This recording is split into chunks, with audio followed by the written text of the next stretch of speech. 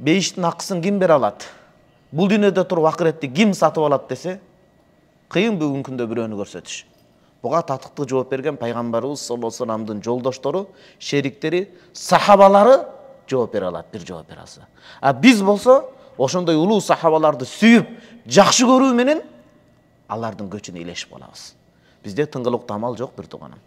Бизде тыңгылыктуу илим жок, бизде тыңгылыктуу акыбал жок. Бизде жүрөктө бир гана сүйүү бар. Алымдарыбыз айтат, өтө чоң деңгээлдеги алымдарыбыз. Бихубби салихина талхaqu бихим.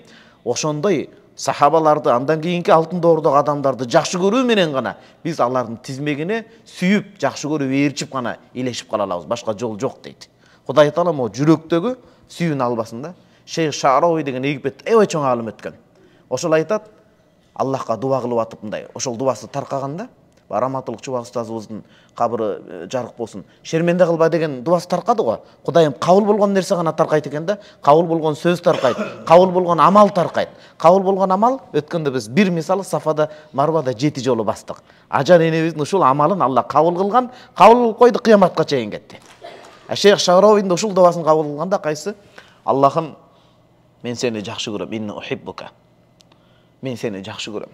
Ва ухиббу ман юхиббука. Аллахым, сени жакшы көргөндөрдү жакшы көрөм. Бирок сени жакшы көргөн олия, алым сахабалардай мен алардын тырмагына тең эмесмин. Менин ошол аларды жакшы көргөнүмдү менин кемчилигиме шапаатчы кыл деп дуа кылган да. Бейиштин кунун төлөй ала тургандар, баркын төлөй ала тургандар. Булар сахабалар гана.